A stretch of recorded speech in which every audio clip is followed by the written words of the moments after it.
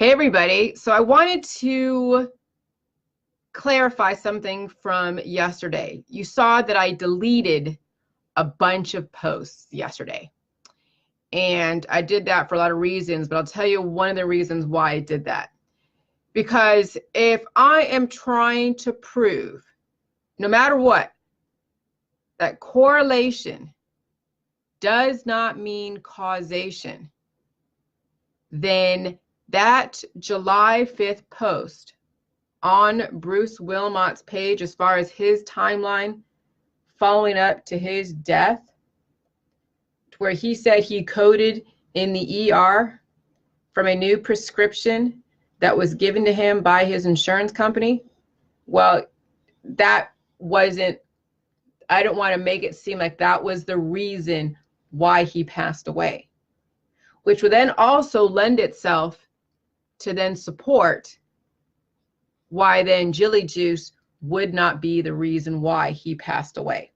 And I'll tell you why. It's because of the two properties that are very diametrically opposed. Drugs create antibodies. Jilly Juice is a probiotic. Vast difference. Okay, but if I were to have left that on my page, inferencing that he actually passed away from the opioid that was given to him 2 weeks prior to his death, then that would be no better than people claiming that Jilly Juice killed Bruce Wilmot.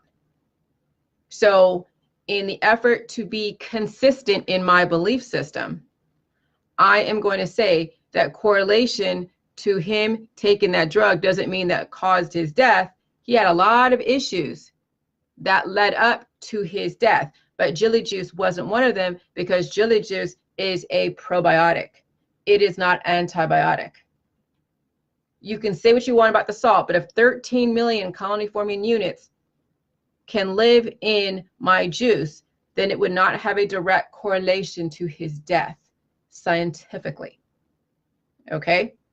So I wanted to put that out there, because when you have led a crazy lifestyle, and a lot of us have led lifestyles where we've been exposed to viruses, done illicit drugs, had lots of sex, been in different parts of the world, picking up parasites and pathogens all over the world.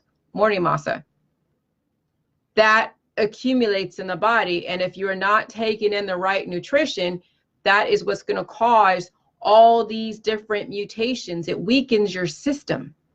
And when you have all these antibodies and pathogens and things weaken your system, it's hard to say which one was the reason behind the actual death. And when a system puts you in hospice, regardless of why, but when you're put in hospice, it means that there's nothing else left for you to do in the system except just nurse yourself back in, just be comfortable while you pass away. Okay? So, when anybody is in hospice, nobody knows when a person dies. Nobody knows. And you're going to look dehydrated. When your system is shutting down because you've been deemed in hospice, or when you're deemed in hospice, it means that your system is shutting down. You're going to look dehydrated. You're going to look emaciated. You're going to look like a cancer patient, because that's what Bruce Wilmot was. He was a cancer patient. Okay? They didn't recategorize him when he was on Jilly Juice and that Jilly Juice killed him. No, he was categorized as a cancer hospice patient, regardless of what he was doing, trying to get well. So there are a lot of factors that contribute to people's death. And if they see anything nefarious, or they see anything suspicious or something of that nature, believe me, autopsy reports would have been ordered, and then investigations would have been done, and then you name it, heads would have been rolling. Because believe me, if somebody can really truly prove and pin any type of death on somebody, they will, because people want to get money and get some kind of satisfaction to make up for their loved one dying. I understand the dynamics. But Jilly Juice is a probiotic. So if 13 million colony-forming units can live in Jilly Juice, it would not have been the reason or a factor, not even a factor, in Bruce Wilmot's passing away. So I'm just writing a report about this because I just really want to make sure that this is clarified. And it's more for my own to make sure that it's clarified. Okay? So, because it needs to be known. Too many times we want to blame people, which we all know people do that. But if we don't understand what triggered to the events to begin with, then, you know, anybody can blame whatever. I mean, it's about the context, and it's about what triggered. And so who knows? I mean, when you think about it, when somebody's in hospice, you know, they're in death's door. That's what just, oh my God, when you're in hospice, you're in death's door. So anyways, I just wanted to make sure that you understood that I'm being very, that's why you saw me delete everything. Okay?